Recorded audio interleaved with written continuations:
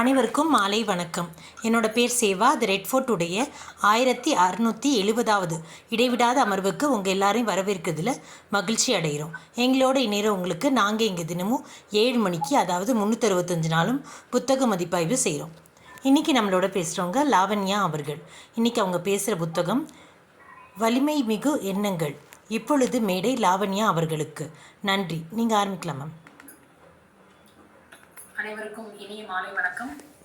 இந்த மாதம் இந்த புது வருடத்தில் மீண்டும் ஒரு முறை ரெட் ஃபோர்ட் தளத்தில் ஒரு புத்தகத்தை பற்றி உங்களுடன் உரையாட வந்திருக்கின்றேன்.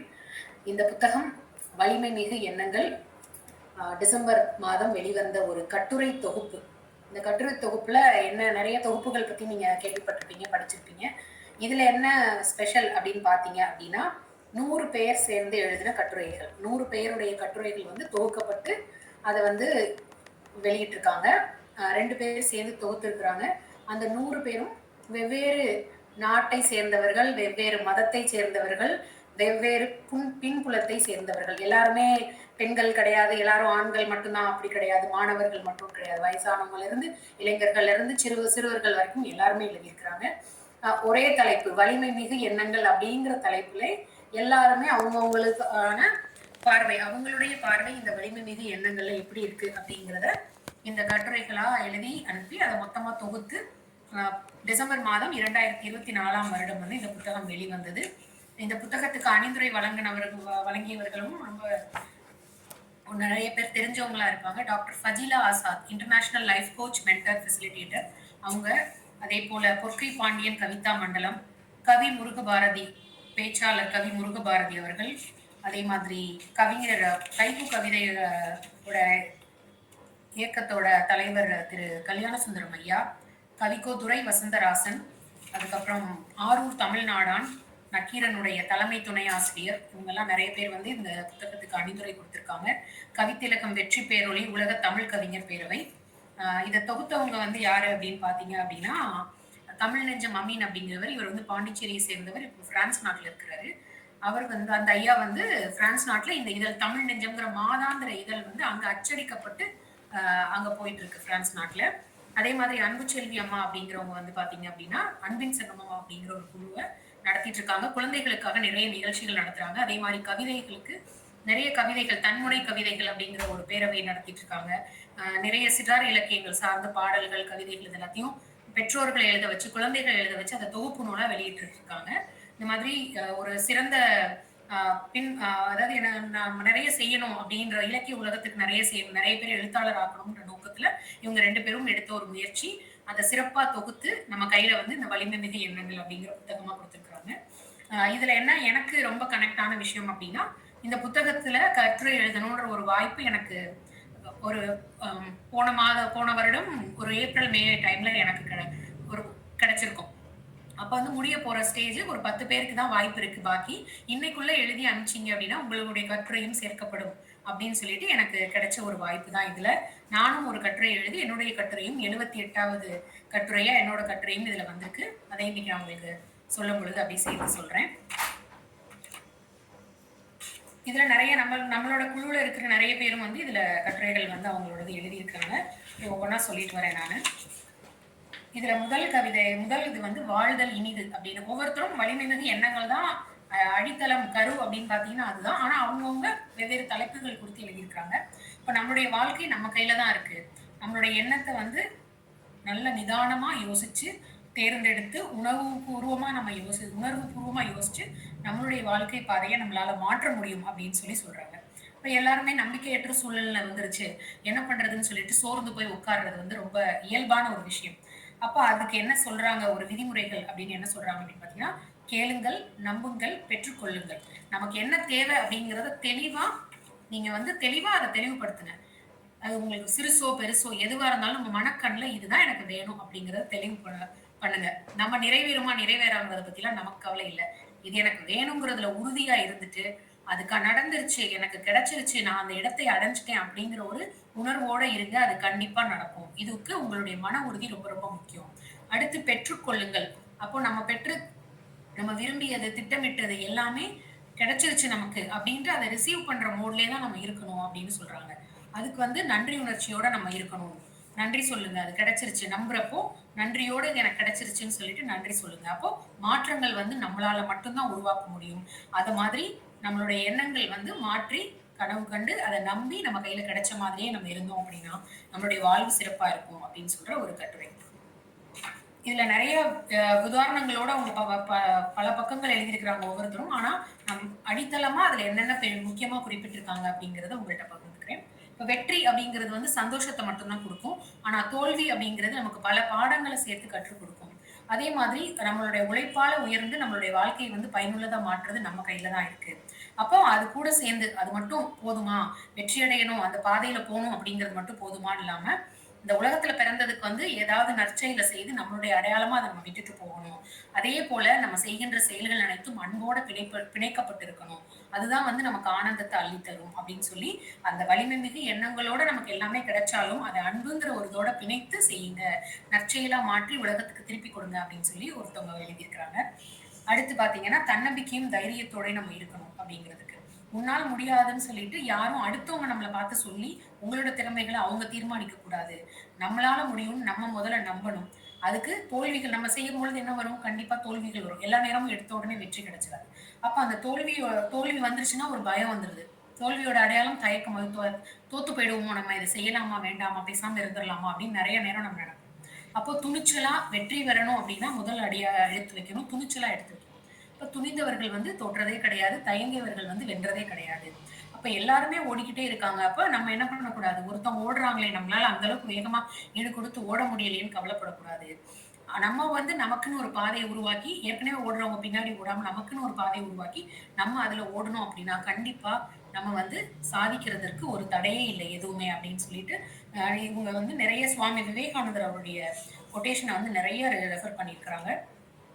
அதே மாதிரி இந்த உலகத்துல எதுவுமே நிரந்தரமானது கிடையாது. அப்போ நிரந்தரம் இல்லாம இருக்கிற இந்த விஷயங்களுக்காண்டி நீங்க வந்து ஏன் இவ்வளவு அழுத்தத்த குடுத்துக்கிறீங்க? உங்கள நீங்க ஏன் காயப்படுத்திக்கிறீங்க? எது சில விஷயங்கள் கிடைக்கலன்னா பரவால்ல. அது நல்லது தான் அப்படின்னு நெனச்சுட்டு நீங்க போங்க அப்படின்னு சொல்லிட்டு. அப்புறம் நெறைய பேருக்கு மனசுல நெறைய கேள்விகள் இருக்கும். கடவுள் ஏன் எனக்கு இவ்ளோ கஷ்டத்த குடுக்குறாரு? எல்லாருமே நெனச்சிருப்போம் ஏதாவது ஒரு கட்டத்துல. எனக்கு மட்டும் ஏன் இந்த கஷ்டம் வருதோ? கடவுள் என்ன மட்டும் ஏன் இப்படி இது பண்றாரு? எனக்கு மார்க் மதிப்பெண் கிடைக்கல. எனக்கு அதுக்கான வேலை கிடைக்கல. யாருமே என்ன மதிக்கிறது இல்லன்னு ஒவ்வொருத்தருக்கும் ஒவ்வொரு விஷயத்திலயும் எந்த வயதினரா இருந்தாலும் சரி, எப்படி இருந்தாலும் சரி, அதுல இருந்து இது பண்ணும். அப்ப அதுக்கு நம்ம என்ன யோசிச்சுக்கணும் அப்படின்னா, கடல்ல இருக்கிற எல்லா நீரும் ஒண்ணா சேர்ந்தா கூட கப்பல வந்து அதனால மூழ்கடிக்க முடியாதாம். ஆனா, கப்பலுக்குள்ள அந்த நீர் புகுந்தா மட்டும் தான் அதுவா மூழ்கடிக்கிறதற்கான வாய்ப்பு. அப்ப எந்த பிரச்சனையும் நம்மள பாதிக்காத வர நம்ம வந்து எதுவுமே இது பண்ண முடியாது. நம்ம அனுமதிச்சா மட்டும் தான் அந்த பிரச்சனை நம்மள பாதிக்கும். அப்ப அது யாரோட தப்பு? யார் அத சரி பண்ணணும்? அப்படின்னு யோசிச்சோம்னா, நம்மளுடைய மனது அத தெளிவா வச்சுக்கிட்டு, எந்த பிரச்சனையும் நம்ம வந்து உள்ள அனுமதிக்காம இருந்தோம் அப்படின்னா, இந்த எந்த கேள்விகளுக்கும் நம்ம வந்து கவலைப்பட வேண்டிய அவசியம் கிடையாது. அடுத்து இப்ப வந்து நம்ம வந்து இந்த ஒரு கதை வந்து இதுல வரும். ஏற்கனவே நான் மனசே ரிலாக்ஸ் பண்ணி சொல்லும்போது சொல்லியிருப்பேன்.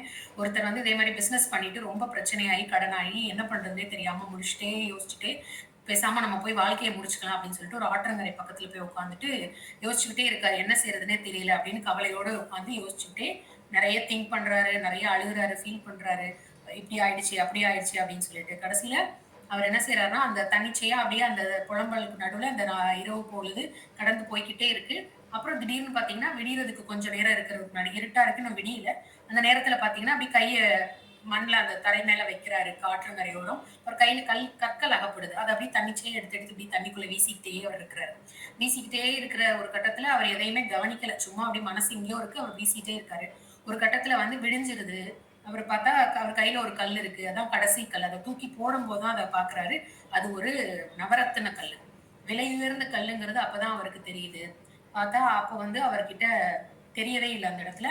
இவ்ளோ நேரம் நம்ம வீசிட்டு இருந்தது இந்த கல்லு தான் போல இருக்கு அப்படின்னு சொல்லிட்டு. அப்போ நம்ம கையில தெரியல. நம்ம வந்து இருக்கிறது வந்து வைரம். இது வைரத்திற்கு இணையான இதுதான் நம்ம கையில இருக்கு. நேரம் இருக்கிறது, உழைப்பு இருக்கிறது, தன்னம்பிக்கை இருக்குங்கிறத நம்ம புரிஞ்சுக்காம, எல்லாத்தையும் சேர்ந்து நம்ம அழுது, அழுது, அழுது என்ன பண்ணிட்டு இருக்கோம்? சிரமப்பட்டுட்டே இது பண்ணிட்டு இருக்கோம். என்ன நடந்தாலும் அத ஏத்துக்கிட்டு, மன அமைதிய இழந்துடாம, நம்ம வந்து தெளிவா நம்மளோட மனத தெளிவா வச்சுக்கிறதுக்கான பயிற்சிகள பண்ணிட்டு, நம்ம வந்து விழுவதும் எழுவதும் புதிதல்ல. விழுந்தாலும் எழுவேன் உதயமாகும் சூரியனைப் போல. வீழ்ந்து போனால் என்னை தூக்கிவிட யாரும் வேண்டாம் அப்படின்னு சொல்லிட்டு, தன்னம்பிக்கையோட நான் இருக்கேன். நான் தைரியமா போவேன் அப்படின்னு சொல்லிட்டு போகணும் அப்படின்னு சொல்லியிருக்காங்க. அடுத்து பார்த்தீங்க அப்படின்னா, நம்ம வந்து தன்னம்பிக்கைக்கு பொருள் ஒவ்வொருத்தரும் ஒவ்வொரு மாரி அத பொருள் புரிஞ்சு குடுத்துருக்காங்க. பிறர் நம்ம மீது வைக்கிற பற்று வந்து நம்பிக்கை. நம்ம மேலே நம்ம வைக்கிறது தான் தன்னம்பிக்கை. அப்போ முதல்ல வாழ்தல் வந்து ஒரு கலை அப்படிங்கிறத புரிஞ்சுட்டு, நம்ம வந்து தெளிவா வாழ்க்கையில வந்து 1000 இருக்கும் அப்படின்றத கண்ணதாசன் ஐயாவோட வரிகள நெனச்சுக்கிட்டு, நம்ம இலக்கு எதுன்னு தெரிஞ்சுக்கிட்டு, என்னால முடியும் அப்படிங்கிற தன்னம்பிக்கையோட நம்ம நடந்து போகணும் அப்படின்னு சொல்றாங்க. அடுத்து எது நம்மளுடைய இலக்கு? இப்ப இலக்குல நடந்து போணும்ன்றது தெரிஞ்சிருது. அடுத்து என்ன பிரச்சனை வரும்? எது நம்மளுடைய இலக்கா நிர்ணயிக்கிறது? அப்ப அதுக்கு வந்து என்ன வேணும்? திட்டமிடல் வேணும். இப்ப அந்த இலக்குங்கிறதுக்கு வந்து என்னன்னா, நம்மளுடைய திறமைகள், நம்மளுடைய சூழ்நிலை எல்லாத்தையும் இது பண்ணி இப்ப ஒருத்தருக்கு இங்க இருக்கிற எல்லாருமே ஒவ்வொரு இலக்க வச்சிருப்போம். உங்களுடைய இலக்கு எனக்கு ஒத்து வராது. என்னோட இலக்கு உங்களுக்கு ஒத்து வராது. ஏன்னா, ஒவ்வொருத்தருடைய சூழ்நிலை, அனுபவம் எல்லாமே வேற. அப்ப அத பொறுத்து எனக்கு என்ன வேணும் அப்படிங்கிற இலக்க நம்ம நிர்ணயிச்சுட்டு, அத நம்ம கண்டிப்பா அடைவோம். பிடிவாதமா அது எனக்கு வேணும். அத நம்ம அடைஞ்சே தீருவோம் அப்படிங்கிறதோட, அத நோக்கி நம்ம பயணிக்கணும். அப்ப அத பயணிக்கணும் அப்படின்னா, அடுத்து என்ன குடுக்கணும் நம்ம? கடினமான உழைப்ப குடுக்கணும். அப்ப எல்லாமே நமக்கு இந்த வசப்படும். வானமே வசப்படும் நமக்கு அப்படிங்கிற தைரியத்தோட, நல்ல சிந்தனையோட நம்ம போகணும். அப்போ அதுக்கு உதாரணமா ஒரு ரியல் டைப் ஸ்டோரி குடுத்துருக்காங்க. மதுரை டூ சென்னை தேசிய நெடுஞ்சாலையில ஒரு வயசான பெண்மணி வந்து டீ கடை நடத்திட்டு இருந்திருக்காங்க. நெறைய வகையான தேநீர் வந்து அவங்க தயாரிச்சு வித்துட்டு இருக்காங்க. அப்ப அவங்க கிட்ட இவங்க பேசியிருக்கிறாங்க இந்த இந்த கட்டுரை எழுதினவங்க. அப்ப என்னோட பையன் வந்து இந்த கடைய வாடகைக்கு எடுத்து நடத்தி வந்தாரு. அவரால லாபம் ஈட்ட முடியலன்னு சொல்லிட்டு, இந்த கடைய விட்டுறலாம் அப்படின்னு நினைக்கும்போது, அவருக்கு நம்பிக்கை இல்லாம ஒரு சூழ்நிலையில அவர் இருந்தாரு. ஆனா நான் என்ன பண்ணேன்னா, நம்ம தைரியமா செய்யலாம் அப்படின்னு சொல்லிட்டு, இவங்க என்ன பண்றாங்க அப்படின்னா, நான் உதவி செய்றேன் வா! நம்ம தைரியமா உழைக்கலாம் அப்படின்னு கூப்பிடுறாங்க அவங்க அம்மா. அப்ப என்ன காரணம்னு அவங்க அம்மா யோசிக்கிறாங்க. அப்ப பார்த்தா தேநீர் போடுறபோது தொடர்ந்து முயற்சி பண்றாங்க. எந்த மாரி போட்டா நல்லா இதாகும்னு யோசிச்சு, ரொம்ப சுவையான ஒரு தேநீர வந்து அவங்க தயாரிக்கிறாங்க. அதுக்கப்புறம் பார்த்தீங்கன்னா, சுட சுட வடை போடுறாங்க. இப்படி ஒண்ணொன்னா போட போட மக்களுக்கு வந்து பிடிச்சிருது. மக்கள் வந்து வர ஆரம்பிக்கிறாங்க. லாபகரமா அந்த கடை போகுது. அப்ப அதுதான் நம்ம வந்து தைரியமா அந்த கடின உழைப்ப கொடுப்பதற்கு நம்ம தயங்காம அத செய்யணும். ஒருத்தரோட ஊக்கம் வந்து எந்த அளவுக்கு நம்மளோட இத வந்து செய்றோமோ, அந்த அளவுக்கு தான் நம்மளுடைய வளர்ச்சியும் இருக்கும் அப்படின்னு குறிப்பிட்டிருக்காங்க இந்த கதை மூலமா. அடுத்து துணிச்சலான முயற்சி எடுக்கணும்.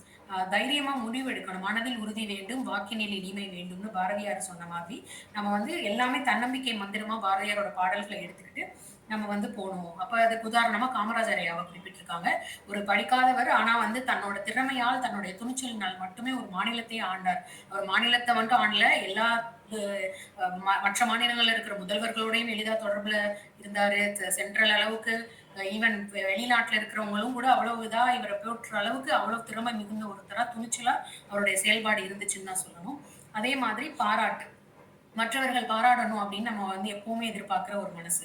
அப்ப நம்ம என்ன செய்யணும் அப்படின்னா, சிலர் வந்து நம்மள வந்து தெரிஞ்சா கூட பாராட்டணும் அப்படின்ற எண்ணம் இருக்காம இருப்பாங்க. அப்ப அதுக்கெல்லாம் நம்ம சோர்ந்து போயிறக்கூடாது. நம்மளே நம்மள வந்து பாராட்டிக்கிட்டு போய்க்கிட்டே இருக்கணும் அப்படின்றாங்க. அதேபோல சமூகத்தினரோட தொடர்போட இருந்து தொடர்புல இருக்கணும். ஏன்னா, ஆ நம்ம வந்து நல்ல நேர்மறை எண்ணங்கள் உள்ள ஒரு நண்பர்கள் குழு, அந்த மாரி இருந்து நம்ம தன்னம்பிக்கைய வளர்த்ததுக்கு ஏன்னா அவங்களும் நமக்கு ஒரு தூண்டுகோலா இருப்பாங்க. நம்மளோட சமூகத்த விட்டு நம்ம வெளியில போயிருக்க முடியாது. அப்ப அவங்களோட நல்ல முறையில தொடர்புல நம்ம இருக்கணும் அப்படின்னு சொல்றாங்க. அதுக்கப்புறம் எதிர்மறை எண்ணங்கள் கண்டிப்பா வரும். அப்ப பயம் வரும். நம்ம இத இவ்ளோ முயற்சி பண்ணியிருக்கோமே, இவ்வளவு காசு அதுல போட்டிருக்கோமே, இது சரியா வருமான்னுலாம் நெறைய சிந்தனைகள் வரும். எதிர்மறை எப்படி ஆயிடுச்சுனா என்ன? அப்படி ஆயிடுச்சுனா என்னன்னுலாம் பயம் வரும். ஆனா அதெல்லாம் தாண்டி அத வந்து கொஞ்சம் கொஞ்சமா அதே அதுக்குள்ளேயே நம்ம மாட்டிக்கிட்டோம் அப்படின்னா, நம்மளுடைய தன்னம்பிக்கை இல்லாம போயிடும். அப்ப அது எல்லாத்தையும் மாத்தி, நம்ம வந்து தைரியமா அச்சம் தவிருங்கிற ஔவையாருடைய தாரக மந்திரத்த சொல்லிக்கிட்டே நம்ம வந்து போகணும் அப்படின்னு சொல்றாங்க. அடுத்து பொறாமை. அப்ப நம்மளுடைய நிலை வந்து எப்படி இருக்கோ, அதுல ஒரு மாற்றம் வந்ததுன்னா, கண்டிப்பா அடுத்தவர்கள் பார்த்து பொறாமைப்படுவாங்க. அது நம்மளுடைய தன்னம்பிக்கையை சுக்குநூறா உடைச்சிரும். அப்ப நம்ம என்ன பண்ணணும்னா, அதெல்லாம் பார்த்து பயப்படக்கூடாது.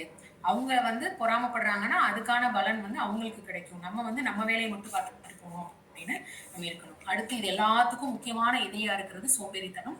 அப்ப சோம்பித்திரியல்னு ஆத்திச்சூடியில சொல்லியிருக்க மாதிரி, முயற்சி எடுக்காமல் சோம்பேறியாக நம்ம இருக்கக்கூடாது. அப்போ நம்ம வந்து நம்மளுடைய நம்மளுடைய உழைப்ப குடுத்துக்கிட்டே இருக்கணும். தள்ளி வைக்கவே கூடாது. அடுத்துன்னு ஒத்தி போடாம, கண்டிப்பா நம்ம வந்து செஞ்சு முடிக்கணும் அப்படின்னு சொல்றாங்க. இது எல்லா சாதனையாளர்கள்ட்ட இருக்கிற இதைய எடுத்து பார்த்தோம் அப்படின்னா, எல்லாருமே தன்னம்பிக்கையோடு செயல்பட்ட ஒரே காரணம் தான் அப்படிங்கிறத அவங்க சொல்லியிருக்காங்க. அதுக்கப்புறம் பார்த்தீங்க அப்படின்னா, வீடு அப்படின்னா நம்ம வந்து ஒரு பகுதி, கதவு, ஜன்னல்னு எல்லாம் சேர்ந்தது தான் வீடு. அப்போ ஒரு மனுஷன் வந்து நிம்மதியா இருக்கிற ஒரு இடம் வந்து வீடு. அப்போ எல்லாருமே ஒரு கனவு எல்லாருக்குமே வாழ்க்கையில வந்து ஒரு சொந்த வீடு வாங்கணுங்கிறது எல்லாருடைய கனவாவே இருக்கும். எல்லாருக்கும் அது எளிதில கிடைத்திராது. இல்லையா? எத்தனையோ இத தாண்டி ஏமாற்றங்கள், இது கஷ்டங்கள் எல்லாத்தையும் தாண்டி தான் வந்து எல்லாருமே ஒரு சொந்த வீடுக்கு போவாங்க. அப்போ அந்த ஒவ்வொரு நொடி பொழுதும் அத்தனை சவால்கள், அத்தனை வேதனைகள், அத்தனை பாராட்டுகள் இது எல்லாத்தையும் தாண்டி வருவாங்க. அப்ப அதே மாதிரி ஒவ்வொரு விஷயமும் ஆ ஒவ்வொரு சேவைகள் சில நெறைய பேர் என்ன செய்றாங்க அப்டின்னா, வளர்ச்சிய கொண்டு போய் நம்ம வந்து சொந்தமா ஒரு வளர்ச்சி அடைஞ்சுட்டோம், ஒரு பெரிய வெற்றிய அடைஞ்சுட்டோம் அப்டின்னா, அப்போ அதுக்கு எவ்வளவு தைரியமா நம்ம அந்த இடத்த தாண்டி போயிருக்கோம். இந்த இத்தன நம்ம சொன்னோம் இல்லையா? கடின உழைப்பு, சோம்பல் இதெல்லாம் தாண்டி இந்த வெற்றிய அடையறதுங்கிறது வந்து ரொம்ப ஒரு கஷ்டம். ஒரு கஷ்டமான சூழ்நிலைய தாண்டி தான் அந்த இடத்துக்கு வந்திருப்போம். அப்ப அந்த இடத்துக்கு வரும்பொழுது என்ன அப்டின்னா, நம்மளுடைய எண்ணங்கள் தான் சாவியா நம்மளுடைய மனதை திறக்கின்றன. எந்த எண்ணங்கள்? நம்மளுடைய நல்ல எண்ணங்கள், நம்மளுடைய அந்த தைரியமான எண்ணங்கள், அந்த மனதில பூட்டி வச்சிருக்கிற அந்த விஷயங்கள் எல்லாத்தையும் சாவியா தொறந்து நல்ல சிந்தனைகள் வெளிய வந்து, அந்த சிந்தனைகள் மூலமா செயல்படும் பொழுது, நம்ம வந்து கண்டிப்பா வெற்றி அடையலாம். அந்த சாவி யார்கிட்ட இருக்கு அப்டின்னா, யார் கையிலயும் இல்ல. நம்ம கையில தான் இருக்கு. நம்மளுடைய மனதிற்கான சாவி. அப்ப அத நம்ம வந்து திறந்து பார்க்கணும். அப்ப அது கண்டிப்பா வெற்றில கொண்டு போய் நம்மள சேர்த்துரும் அப்டின்னு சொல்றாங்க. அதுக்கப்புறம் அது ரொம்ப அ வலிமையா இருக்கிற ஒரு வலிமையா மாத்துறது நம்மள வந்து யாரு அப்படின்னு பார்த்தீங்கன்னா, அந்த எண்ணங்கள் தான். அதுக்கு உதாரணமா ஒரு கதை சொல்லியிருக்காங்க. ரகுன்னு ஒருத்தர் வந்து என்ன செய்றாரு அப்படின்னா, அவருடைய நண்பன் மணியோட அவரோட வருகைக்காக வெயிட் பண்ணிட்டு இருக்காரு ரயில்வே ஸ்டேஷன்ல. 2 பேருமே நண்பர்கள். அப்போ அவங்களுக்கு வந்து ஒரு ஆசிரியர ரொம்ப பிடிக்கும். ரகு வந்து நல்லா படிக்கிற ஒருத்தர், ரொம்ப திறமையான ஒருத்தர். ஆ ஆனா வந்து ஆங்கிலத்தில பேசல அப்படிங்கிற ஒரு கவலை மட்டும் அவருக்கு இருந்துட்டே இருக்கு. அப்புறம் எவ்வளவோ முயற்சி பண்ணியும் அவருக்கு அந்த தாழ்வு மனப்பான்மை வந்து பெருசா வந்துருச்சு. அப்போ என்ன செய்றாருன்னா, வியாபாரம் பண்ணி இந்த திறமையெல்லாம் இருந்தா கூட அவருக்கு ஒரு அந்த தாழ்வு மனப்பான்மை இருக்கிற காரணமா, அவரால வந்து பெருசா முன்னேற முடியாத ஒரு சூழ்நிலை. எல்லாத்தையும் பத்தி சொல்ற ஒரே நண்பன் யாருன்னா மணி. அவரு தான் இவருக்கு ஒரே ஆறுதலா இருக்காரு. அப்ப வந்து அன்னைக்கு என்ன ஆகுது அப்டின்னா, ஒரு பெரிய வணிக ஒப்பந்தத்த வந்து இவன் சரியா பண்ணாம, அது அதுல வந்து இதாயிடுச்சு, விட்டுட்டோமே அப்டிங்கிற கவலையில அவர் இருக்கிறாரு. அப்போ அவர் வந்த உடனே நண்பன்கிட்ட சொல்லி வருத்தப்படுறான். இந்த மாரி ஆயிடுச்சு. நான் என்ன பண்றது? எனக்கு ஆங்கிலமே பேச வரல. அதனால தான் எனக்கு நஷ்டமாயிடுச்சு. நான் சரியா அத இது பண்ணல அப்டின்னு சொன்ன உடனே, அவர் வந்து சொல்றாரு, அ எவ்வளவோ சொல்றாரு. உனக்கு வந்து தயக்கம் இல்ல. உன்னால மனசு முடியும். நீ நெனன்னு சொல்றாரு. ஆனா அவரால ஏத்துக்கவே முடியல. அப்டியே இருக்கும் பொழுது, சரி அது மட்டும் ஒண்ணு. அது ஒண்ணு மட்டும் சரியாயிட்டா, அவனுக்கு எந்த பிரச்சனையும் இல்ல அப்டின்றது அவருக்கு புரிஞ்சுது. உடனே சரி நம்ம என்ன செய்யணும் அப்டின்னு சொல்லிட்டு என்ன பண்றாரு அப்டின்னா, நான் அடுத்த தடவ வந்து கண்டிப்பா உனக்கு இது பண்றேன் அப்டின்னு சொல்லி இவர கூட்டிட்டு போறாரு. நண்பர கூட்டிட்டு போறாரு. கூட்டிட்டு போய் இது பண்ண உடனே இன்னைக்கு ஆர்டர் கிடைச்சிரும். நம்ம முன்னேற்றம் இது பண்ணிடலாம் அப்டின்னு சொல்லி போயிட்டு இருக்கும் பொழுது, ஒரு குழந்தை என்ன செய்யுது அப்படின்னு பார்த்தீங்கன்னா, நண்பன கூட்டிட்டு போலான்னு முடிவு பண்ணிடுறாங்க அடுத்த நாளுக்கு. அப்ப இவர் கிளம்பி போறாரு. கிளம்புறதுக்கு போகும்போது பார்த்தீங்கன்னா, அவங்க வீட்ல இருந்து கிளம்பும்போது ஒரு குழந்தை கீழ விழுந்து அழுதுட்டே இருக்கு. உடனே பக்கத்துல இருக்க பாட்டி சொல்றாங்க, "விழுந்தா எதுக்கு அழுதுட்டு இருக்க? எந்திரி எந்திரி" அந்த குழந்தைய பார்த்து அந்த பாட்டி சொல்லிக்கிட்டே இருக்காங்க. அப்ப ரகுக்கு வந்து அப்படி சுருக்குன்னு தச்சிருச்சு அது. தச்ச உடனே இன்னைக்கு மணி வந்துருவான். அந்த ஃப்ரெண்ட் வந்து பேசிட்டான்னா ஒப்பந்தம் கிடைச்சிரும். நம்மளால வாழ்க்கையில முன்னேறலாம்னு நினைச்சவன். ஆனா நம்ம அந்த பாட்டி சொல்ற மாதிரி தானே இருக்கும். இந்த குழந்தை மாரி அழுதுகிட்டே தானே உட்கார்ந்துட்டு இருக்கோம். அவங்களா எழுந்துருன்னு சொல்றாங்கல்ல, அது மாரி நம்ம எந்திரிக்கணும்னு நம்ம முயற்சி பண்ணணும்னு அவருக்கு புரியுது. அதுக்கப்புறம் வந்து சரி கண்டிப்பா ஆ நம்ம வந்து அத சரி பண்ணணும் அப்படின்னு சொல்லிட்டு அவர் என்ன செய்றாருன்னா, ஆ வெயிட் பண்ணிட்டே இருக்காரு. அவர் நண்பனும் என்ன செய்றாருன்னா, இவர்கிட்ட வரேன்னு சொல்லியிருக்கிறார். ஆனா அந்த இடத்துல அவர் வரவே இல்ல. இவரும் வெயிட் பண்ணி பார்க்குறாரு. இவர அழைக்கிற நேரம் வந்தோனே, தைரியமா இவரே போய் பேசி, அவரும் வரல நம்ம சந்திச்சு தான் ஆகணும் அப்படின்னு சொல்லிட்டு, உள்ள போய் தைரியமா பேசி அந்த இத வந்து அவர் வாங்கிட்டு வந்துடுறாரு. அந்த ஒப்பந்தம் வந்து வெற்றி அடைஞ்சு அவர் வாங்கிடுறாரு. அப்போ அந்த ஒரு தாழ்வு மனப்பான்மை நம்மளால முடியாது, நம்மளா ஒண்ண ஃபிக்ஸ் பண்ணி வச்சுக்கிட்டு, அந்த கம்ஃபோர்ட் ஜோன் அப்படின்னு சொல்றாங்களே, அத தாண்டி நம்ம என்ன பண்ண மாட்டேங்கிறோம்னா, வரவே மாட்டேங்கிறோம். அத தகர்த்துட்டோம் அப்படின்னா, கண்டிப்பா நம்ம வெளில வந்துரலாம் அப்படின்றாங்க. அடுத்து அச்சம் அகற்ற வேண்டும். எந்த ஒரு விஷயமுமே வந்து பயமுறுத்தி தான் இருக்கும். கண்ண கட்டி காட்டுல விட்ட மாதிரி தான் இருக்குன்னு நெனச்சுட்டு நம்மள ஏமாத்திக்கிறோம். அப்ப நமக்குள்ள இன்னொரு கை இருக்குங்கிறத நம்ம நெனச்சுட்டு, நம்ம வந்து போயிட்டே இருக்கணும். வெறும் கை என்பது மூடத்தனம், 10 விரல்கள் என்பது மூலதனம் அப்படின்னு சொல்லுவாங்கல்ல. அந்த மாரி நம்ம எடுத்து வானமே நம்ம பக்கத்துல தான் இருக்கு. நம்ம தைரியமா போகணும் அப்படின்னு சொல்லிட்டு போயிட்டே இருக்கணும் அப்படின்றாங்க. அடுத்து அன்ப வந்து அதிகமா வச்சு நம்ம ஒவ்வொரு ஏன்னா அன்பு வந்து ரொம்ப முக்கியம். அந்த அன்பினால நம்மளோட எண்ணங்கள் ரொம்ப அழகாகும். எல்லார் மேலயும் கருணை காட்டணும், அன்பா இருக்கணும், உறவுகளை உடையாமல் காப்பாற்றணும் அப்படின்னு சொல்றாங்க. ஏன்னா முழுமையான மனிதர்கள்ங்கிறது யாருமே இந்த உலகத்துல இல்ல. அப்ப நம்ம என்ன செய்யணும்னா, வேணுங்கிறப்ப மட்டும் ஒருத்தவங்கள தொடர்பு கொண்டு, அப்படின்னு இல்லாம முடிந்த அளவுக்கு உறவுகளிடமும், நட்புகளிடமும் அப்பப்ப அவ்வப்போது தொடர்பிலே இருங்க. ரொம்ப பொறுமையா இருங்க. கருத்துக்கு மதிப்பளிங்க. அவங்களோட கருத்து அவங்களோடதுல இருந்து யோசிச்சு பாருங்க. அதேபோல அப்படி இருந்தோம் அப்படின்னா, வந்து உங்களுக்கு மனது வந்து ரொம்ப பீஸ்ஃபுல்லா இருக்கும் அப்படின்னு சொல்றாங்க. நம்ம தான் பெரிய ஆளு. நம்ம தான் அ இது அப்படின்னு நெனச்சுட்டு நம்ம இருக்காம, சரிசமமா நெனச்சு எல்லாரோடயும் இருங்க அப்படின்னு சொல்றாங்க.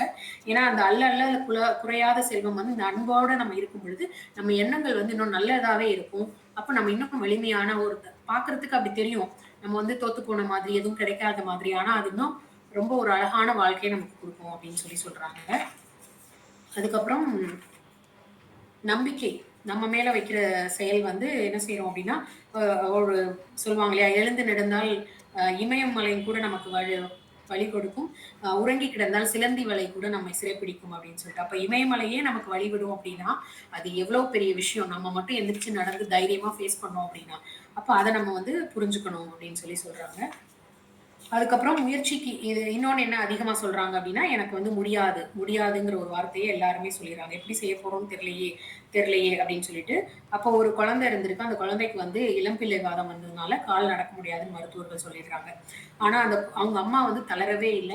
அந்த பையனுக்கு வந்து ரொம்ப தீவிரமா அவங்க பயிற்சி அளிச்சுக்கிட்டே இருக்காங்க. அவங்க அம்மாவோட ஆதரவான பேச்சினால அந்த பையன் என்ன பண்றான்னா, கொஞ்சம் கொஞ்சமா தன்னம்பிக்கையோட மெதுவா சிரமப்பட்டு நடக்க ஆரம்பிக்கிறான். உடனே அவனுக்கு என்னன்னா, அப்படியே கொஞ்சம் இது பண்ண ஆரம்பிச்ச உடனே விளையாட்டுல வந்து வெற்றி அடையணும்னு ஒரு ஆசை வருது. அதுக்கப்போ அப்ப அப்ப இந்த பையன் என்ன செய்றான், அவங்க அம்மா கிட்ட சொல்லிட்டு அதுக்காக ஒரு பயிற்சிக்கு போறான். என்னன்னா உயரம் தாண்டுதல் பயிற்சி அந்த பையனுக்கு விருப்பமா இருக்கு. அப்ப எல்லாருமே கேலி பண்றாங்க. "உன்னால இது முடியுமா? நடக்கவே முடியல. நீ இதுக்கு போய் பயிற்சி எடுக்கிறன்னு" கேலி பண்றாங்க. ஆனா அது எல்லாத்தையும் அந்த பையன் வந்து பொருட்படுத்தாம தொடர்ந்து அந்த பயிற்சிய செஞ்சுட்டே இருக்கான். அப்போ அவனோட கால்கள் வந்து அவனுக்கு ஒத்துழைக்கவே இல்ல. அப்ப அவன் என்ன செய்றான்னா, அந்த கால வலுப்படுத்துறதுக்காக நெறைய பயிற்சிகள் செஞ்சு இப்படியே போயிட்டு இருக்கான். கடைசியில அவன் வந்து என்ன செய்றான்னா, அவனோட கனவ விடவே இல்ல. வளர்ந்துடுறான். பெரிய இளைஞன் ஆயிடுறான். ஆனாலும் அவனுக்கு வந்து அ என்னன்னா, கால்கள் மட்டும் வலுப்படுத்தினா அதாவது மனசையும் வலுப்படுத்தணும் அப்படிங்கிறது அவனுக்கு ஒரு கட்டத்தில புரியுது. அதையும் இது பண்ணி கடுமையான பயிற்சி செஞ்சு உயரம் தாண்டுதல்ல மாநில அளவுல முதலிடம் பெறுகிறான் அந்த பையன். அப்ப என்னன்னா, எதுவுமே நம்மளால முடியாதுங்கிறது கிடையாது. அப்படிங்கிறத உணர்த்துகின்ற ஒரு கட்டுரை. அதுக்கப்புறம் நெறைய பேர் 2, 3 பேர் வந்து இந்த சுயமரணம், தற்கொலை அப்படிங்கிற விஷயம் நெறைய நாளிதழ்கள்ல இப்ப தினம் நம்ம பார்க்குற ஒரு விஷயமா ஆயிடுச்சு. அப்போ அது வந்து என்ன அப்படின்னா, தேர்வுல தோல்வி அடைஞ்சாலோ, இல்ல வந்து எதுல தோல்வி அடைஞ்சாலோ, காதல் தோல்வி அடைஞ்சாலோ, இல்ல குடும்பத்துல ஒரு பிரச்சனைனாலோ, எதையுமே எதிர்கொள்வதற்கான தைரியம் வந்து சின்ன பிள்ளைங்கன்னு இல்ல, இப்ப எல்லா வயதினருமே இத வந்து எளிதான ஒரு முடிவா ஆக்கிட்டு போடுற மாரி தான் தினம் 1, 2 நியூஸாவது படிக்கிற மாதிரி தான் இருக்கு நியூஸ் பேப்பர் தொறந்தாலே. இப்ப அந்த மாரி ஒரு சூழ்நிலை வந்து நம்ம வந்து என்ன செய்யணும் அப்டின்னா, எல்லாருக்குமே வந்து மன அழுத்தம் அதிகமாயிட்டே இருக்கு. அப்ப அத வந்து விடுத்து எல்லாருமே வந்து தைரியப்படுத்தணும் வாழ்க்கைய. ஏதாவது எது வந்தாலும் நம்ம வந்து சின்ன சின்னதையும் சின்ன சின்ன வெற்றிகளையும் நம்ம கொண்டாடி மகிழணும். பிடிச்ச பாடல்கள கேட்கணும். மனசு விட்டு பேசணும். முக்கியமா அத யாருமே செய்றதே இல்ல. எல்லாருமே பிஸியா இருக்காங்க. வீட்ல 4 பேர் இருந்தா 4 பேரும் பயங்கர பிஸி. ஆ தனி குடும்பமா இருந்தாலும் சரி, கூட்டு குடும்பமா இருந்தாலும் சரி, எல்லாரும் அவரவர் செல்ஃபோனோட அவரவர் வாழ்க்கைய அவங்கவங்க வாழ்ந்துட்டு இருக்காங்க. குடும்பம் அப்படிங்கிற ஒரு அமைப்பு அ அவ்வளோ பெரிய கூட்டு குடும்பம், நம்மளோட குடும்ப வளம் தான் ரொம்ப பெருசுன்னு சொல்லி உலகமெல்லாம் புகழ்ந்துட்டு இருக்கிற ஒரு விஷயமே நம்மளுடைய இந்த ஆன்லைன் மூலமாவும், இந்த இன்டர்நெட் மூலமாவும் சிதைஞ்சு தனித்தனியான தீவுக்குள்ள இருக்கிற மாரி தான் ஒரே வீட்ல எல்லாரும் இருக்காங்க. அப்போ எல்லாருமே நமக்கு வந்து நம்பிக்கையோட இருக்கிறதுக்கு நமக்கு கூட துணை நம்ம நண்பர்கள் இருக்காங்க. குடும்பம் இருக்கு அப்படிங்கிற எண்ணம் எல்லாருக்குமே இருக்கணும். அத நம்ம புரிஞ்சுக்கணும். அத புரிஞ்சுக்கிட்டா இந்த எண்ணங்கள்லாம் வராது. மன அழுத்தம்னால வேற தப்பான விஷயத்துக்கெல்லாம் நம்ம போக மாட்டோம் அப்படிங்கிறத புரிய வைக்கிற மாதிரியான ஒரு கட்டுரை. அதே போல வாழ்க்கை வாழ்வதற்கே அப்படிங்கிறத உணர்வு. எல்லாருமே என்னன்னா, சோ சோர்ந்து போயி நம்மளால முடியாது. பேசினா தப்பாயிடுமோ! வரைஞ்சா இத யார் பாப்பா?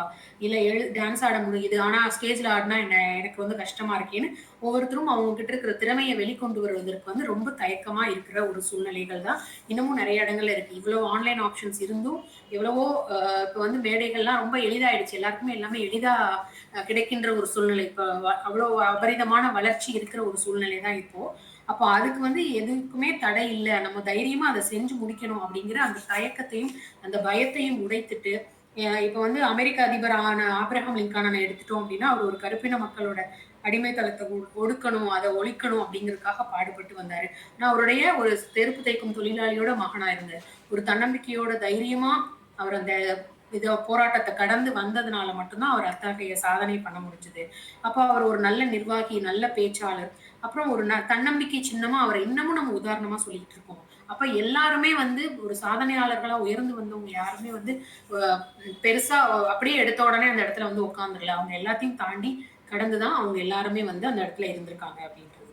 அப்புறம் தோல்விகள கண்டு நம்ம பயப்படாம ஏன்னா நம்மளுடைய மனம் வந்து எப்படி இருக்கும் அப்படின்னா, ஒரு குரங்கு மாதிரி அங்கேயும் இங்கேயும் தாவிக்கிட்டே இருக்கும். அப்ப நம்ம என்ன செய்யணும்னா, எல்லா எண்ணங்கள் வேணும். வலிமை மிகு எண்ணங்கள் வேணும். அந்த எண்ணங்கள வச்சு நம்ம வாழ்க்கைய நடத்தணுங்கிறது ஓகே. ஆனா, அது வந்து சரியான என்னங்கிறத தீவிரமா ஆராய்ந்து, என்னன்றதை செயல்பட்டு சரியா பகுத்துணர நம்ம வந்து அறிவை வந்து அந்த இடத்துல பயன்படுத்தணும்.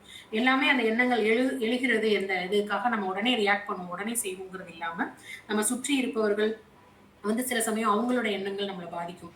அப்ப அது எல்லாத்தையும் தாண்டி நம்ம என்ன செய்யணும் அப்படின்னா, அது எல்லாத்தையும் நம்ம வந்து தெளிவா தேர்ந்தெடுக்கிறதற்கான அறிவை வந்து நம்ம பயன்படுத்தணும் அப்படின்னு சொல்றாங்க.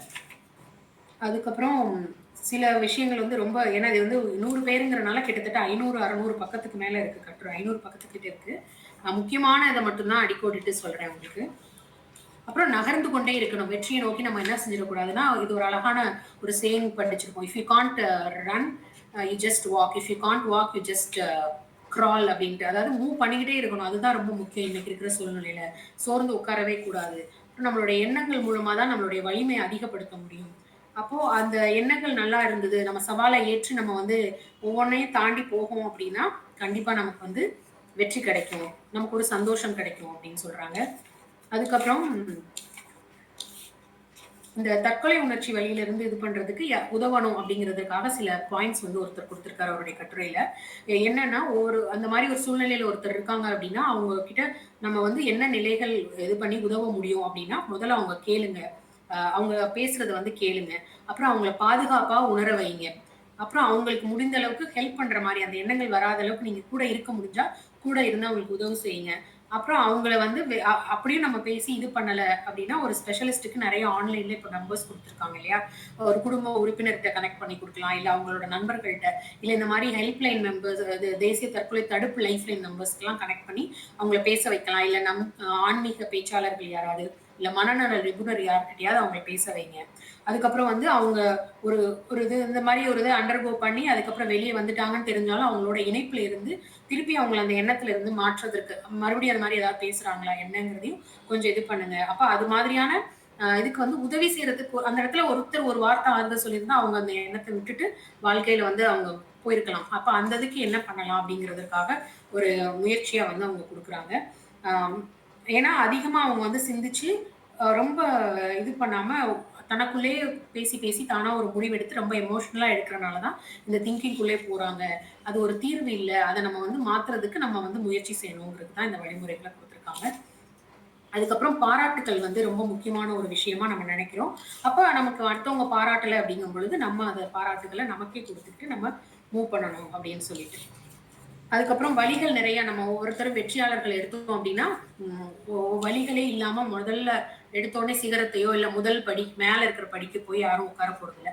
ஒவ்வொரு படியா தாண்டணும். அந்த படியில எவ்வளவு அவமானங்கள் இருக்கும், எவ்வளவு கஷ்டங்கள் இருக்கும், எவ்வளவு தோல்விகள் அந்த படியிலேயே நடந்திருக்கும், எல்லாத்தையும் சந்திச்சுதான் அவங்க அதை தாண்டி மேல வந்திருப்பாங்க. அப்ப அது எல்லாத்தையுமே நம்ம கண்டிப்பா தாண்டிதான் போகணும். முடியும் அப்படிங்கிற நம்பிக்கையோட நம்ம வந்து செயல்படணும். அதை தாண்டி நம்ம வந்து சாதிக்க முடியும் அப்படிங்கிற எண்ணம் வந்து நமக்கு அதிகமா வேணும். அப்ப தன்னம்பிக்கையோட நம்ம செயல்பட்டோம்னா நமக்கு உற்சாகம் வரும். எடுத்த செயல்கள் அனைத்திலையும் வெற்றி கிடைக்கும். மற்றவங்களுக்கு முன்னுதாரணமா இருக்கலாம். தாழ்வு மனப்பான்மை ஓடிவிடும். வாழ்வில் ஏற்றம் கிடைக்கும். மனம் மகிழ்ச்சி கொள்ளும். மனதில் தோன்றும் எண்ணங்கள் நிறைவேறும். உழைத்ததற்கான நல்ல பலன் கிடைக்கும். அப்போ இது மாதிரி இதுக்கு வந்து நம்ம பயம், கூச்சம், பதட்டம், எதிர்மறை எண்ணங்கள், கெட்ட சிந்தனைகள் இது எல்லாத்தையுமே விற்றணும் அப்படின்னு சொல்றாங்க.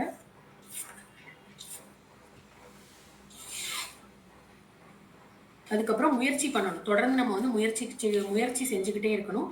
அதை நம்ம வந்து விட்டுறணும், அதை வந்து விட்டுறக்கூடாது அப்படின்றாங்க. அதுக்கப்புறம் பாத்தீங்க அப்படின்னா நிறைய துன்பங்கள் நம்மளை சந்திப்போம். அதுக்கு வந்து மூட நம்பிக்கைகளை முதல்ல கலைந்தெறிய வேண்டும். யோசிக்கும் திறனை வளர்த்து கொள்ள வேண்டும். என்ன இலக்குகள் வச்சிருக்கோமோ அதை பிரித்து இந்த இலக்கை அடையணும்னா இதுக்கு கீழே இந்தந்த வேலைகளை செஞ்சாதான் இந்த இலக்குக்கு நம்ம போக முடியும். அப்ப இதை முதல்ல செய்யணும். அதுல என்ன வேலை கீழே இருக்கு அப்படிங்கிறத அப்படி நம்ம பகுத்து அறிந்து அதை பிரிச்சு அதை கடந்து பயணிக்கிறதுக்கான வழிகளை பார்த்தோம் அப்படின்னா கண்டிப்பா நம்ம வந்து வெற்றி அடைய முடியும் அப்படின்னு சொல்றாங்க. அப்புறம் விடாமுயற்சியோட நம்ம வந்து செய்யணும். அதற்கு உதாரணமா வந்து இந்த பையன் சிறு பையன் ஒருத்தர் எழுதியிருக்கிறாரு. குறைந்த ஒரு 10-12 வயசு இருக்கும். அவர் வந்து சொல்றாரு, தன்னம்பிக்கை வந்து ரொம்ப முக்கியமான ஒரு விஷயம், தன்னம்பிக்கை தான் உயர்வு தரும் அப்படின்னு சொல்லிட்டு சுந்தர் பிச்சை இருக்காரு இல்லைங்களா, கூகுள் சிஇஓ, அவரோட வாழ்க்கை இதை வந்து உதாரணமா கொடுத்திருக்கிறாரு. மதுரையில பிறந்து சென்னையில படித்தாரு. அப்புறம் ஐஐடியில படிக்கிறதுக்கு விண்ணப்பித்த உடனே எல்லாருமே கேலி பண்றாங்க அவரை, நீ வந்து இவ்வளவு மார்க் எடுத்துட்டு ஐஐடியில படிக்க போறியா அப்படின்னு சொல்லிட்டு. அப்ப அங்கிருந்து படிச்சு அமெரிக்கால அவருக்கு வேலை கிடைச்சு கடன் வாங்கிதான் அமெரிக்காவுக்கு போறாரு. அப்போ அங்க போனப்போ கூகுள்ல அவருக்கு வேலை கிடைக்குது. அப்போ ப்ரௌசர் நம்ம வந்து ப்ரௌசர் நம்ம இப்போ யூஸ் பண்றோம் இல்லைங்களா, அது மாதிரி ஒன்று உருவாக்கணும்னு அவருக்கு ஆசை. அதை மற்றவங்கள்ட்ட சொல்லும்போது எல்லாரும் கேலி பண்றாங்க. ஆனா அவர் விடாமுயற்சியோட இது பண்ணி அவர் என்ன செய்யறாருன்னா உழைத்து கடைசியில கூகுளோட தலைமை நிர்வாக அதிகாரியா இருக்கிறாரு. அப்ப அவருடைய தன்னம்பிக்கை தான் ஒரு காரணம்.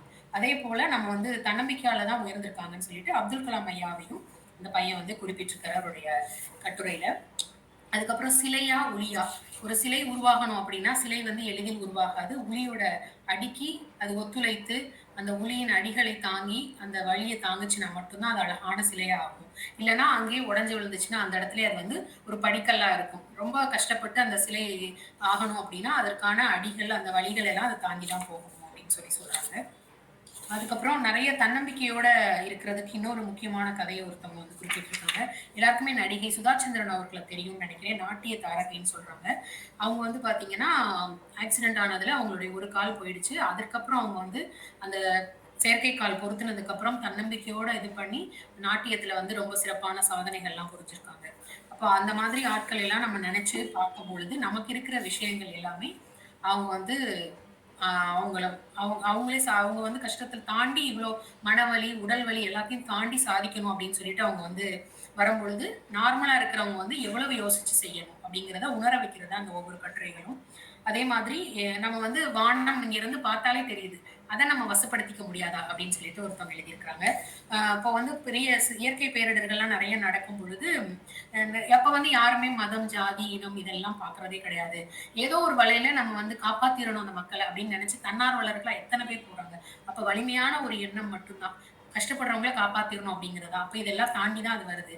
அப்போ இங்கிருந்து பார்த்து தெரியிற வானம் நம்மளால வசப்படாதா? நம்மளுடைய வாழ்க்கையில வந்து முன்னேறி நம்ம போக முடியாதா? அப்படின்னு சொல்லிட்டு, இவங்க அதற்கு பரிந்துரையா என்ன குடுக்குறாங்க அப்படின்னா, இந்த யோக பயிற்சிய குடுக்குறாங்க. சம்மணமிட்டு உட்கார்ந்து நம்ம வந்து அமைதியா நம்மளுடைய எண்ணங்கள வலுப்படுத்துறதற்கு ஒரு 10 நிமிடமாவது தியானம் பண்ணணும். இத தொடர்ந்து செஞ்சீங்க அப்படின்னா, நமக்கு வந்து மனம் வந்து வசப்படும். நம்மளுடைய மனம் ஒருமுகப்படும். அந்த ஒருமித்த இதுக்குள்ள வந்துட்டோம் அப்படின்னா, நம்மளுடைய எண்ணங்கள் வந்து சிறந்ததாகும். அடுத்து நம்மளுடைய பாதை எளிதாகும் அப்படின்னு சொல்லி சொல்றாங்க. அதே மாதிரி நிமிர்ந்து நிக்கணும், தைரியமா நிக்கணும் நம்ம அப்படின்ட்டு. நெறைய பேர் வந்து இந்த ஒவ்வொரு பூக்களுமே பாடல்களோட வரிகள வந்து குறிப்பிட்டிருக்காங்க. எனக்கும் ரொம்ப ரொம்ப பிடிச்ச ஒரு பாடல் இந்த ஒவ்வொரு பூக்களுமே. மனசு சோர்ந்து போகும் பொழுதெல்லாம் இந்த பாடல கேட்டோம் அப்படின்னா ஒரு புத்துணர்ச்சி வந்துரும். லட்சியம் நிச்சயம் வெல்லும் ஒரு நாளில் நம்மளுடைய உள்ளம் உடைந்து போகக்கூடாது. என்ன இந்த வாழ்க்கை என்ற எண்ணம் தோன்றக்கூடாது அப்படின்ட்டு ஒவ்வொரு வரியுமே அந்த பாடல்ல வர்ற ஒவ்வொரு வரியுமே ஒரு தன்னம்பிக்கை டானிக் தான் நமக்கு. அதுக்கப்புறம் பார்த்தீங்க அப்படின்னா, நம்மளுடைய முண்டாசு கவியோட வார்த்தையும் விட்டுற முடியாது நம்ம.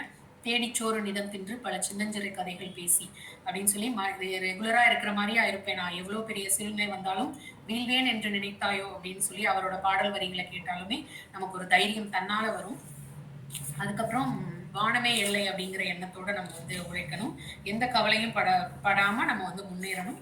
மனதை வந்து எல்லாருமே சொல்றது, முக்கியமா சொல்றது எல்லாருமே அந்த மனதை வந்து தெளிவா வச்சுக்கோங்க அப்படிங்கிறதுதான். ஏன்னா அதுல இருந்து தான் அந்த எண்ணங்கள் உற்பத்தி ஆகுதுங்கிறனால அதை நம்ம தெளிவா வச்சுக்கணும் அப்படிங்கிறதுதான் ஒவ்வொருத்தருடைய வரிகளா இருக்கு. இப்போ என்னுடைய கட்டுரைக்கு நான் வரேன். கிட்டத்தட்ட ஒரு 250 பக்கங்கள் இருக்கிற கட்டுரைகளும் உங்களுக்கு சொல்லியிருக்கிறேன்.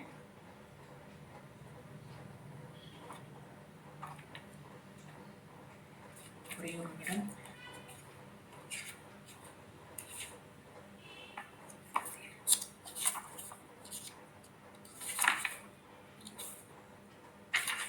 என்னுடைய கட்டுரை எண்ணம் ஓகே.